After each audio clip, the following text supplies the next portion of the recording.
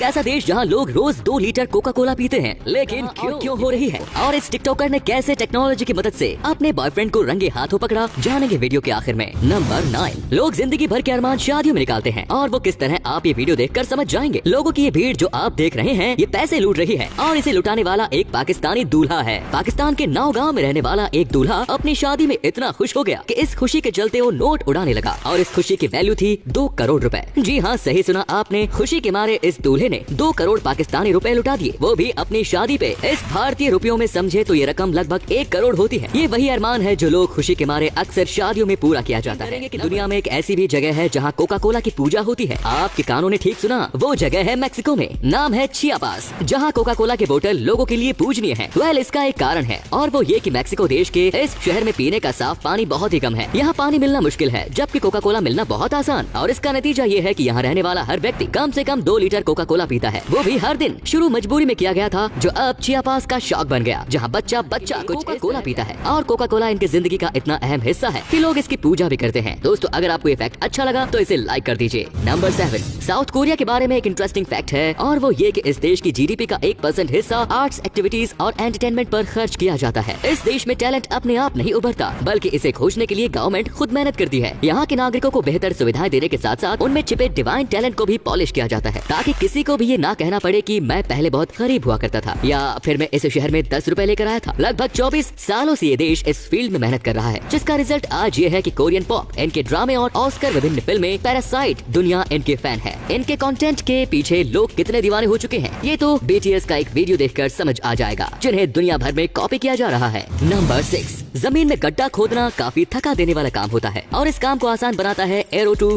Spade नाम का ये डिवाइस। बिजली पर चलने वाले इस डिवाइस को जब आप ऑन करते हैं तो ये कुछ इस तरीके से वाइब्रेट होकर जमीन में घुस जाता है। जमीन में गड्ढा खोदने के अलावा आप इस डिवाइस को टाइल्स और प्लास्टर उखाड़ने में भी इस्तेमाल कर सकते हैं। नंबर 5, 2 देशों के बीच तनाव वहाँ के लोगों को किस तरह परेशान करता है, इस फैक्ट से पता चल जाएगा। पाकिस्तान में हर साल टमाटर शॉर्ट हो जाता है, और वो भी साल में कई बार। ये इतना महंगा हो जाता है कि इसे खरीदना आम आदमी के बस का नहीं रहता, जबकि पाकिस्तान के पड़ोस में ही टमाटर जरूरत से ज्यादा पैदा होता है। कमाल की बात यह है कि पाकिस्तान में जो टमाटर यूज होता है उसकी फसल भारत में ही तैयार होती है, लेकिन ये देश इसी टमाटर को दुबई के रास्ते खरीदता है, जिसकी वजह से 2 रुपए की चीज 20 रुपए की हो जाती है। जो चीज डायरेक्ट खरीदी जा सकती है, वो चीज कूटनीतिक तनाव की भेंट चढ़ जाती है, जिसका पूरा असर जनता पर पड़ता है। दोस्तों, ये फैक्ट आपको कैसा लगा, ये हमें कमेंट्स में जरूर बताएं। नंबर 4, कंस्ट्रक्शन के टाइम छोटी टाइल्स लगाना आसान होता है, पर वही जब बात बड़ी और भारी टाइल्स की आती है, काम मेहनत भरा हो जाता है, और इस काम को आसान बनाती है ये वैक्यूम पावर हैंडी मशीन। इस मशीन को जब टाइल्स के ऊपर रखा जाता है तो ये मशीन टाइल्स के ऊपर वैक्यूम क्रिएट कर देती है, जिसकी वजह से टाइल्स इस मशीन पर चिपक जाती है, और ऐसे में उन्हें सही जगह पर लगाना काफी आसान हो जाता है। ये मशीन इस काम को जल्दी तो करती ही है, साथ ही टाइल्स की फिनिशिंग भी काफी अच्छी हो जाती है। नंबर 3, क्या आप जानते हैं कि भारत देश में 2500 साल पहले एक इंटरनेशनल यूनिवर्सिटी हुआ करती थी? नाम है नालंदा।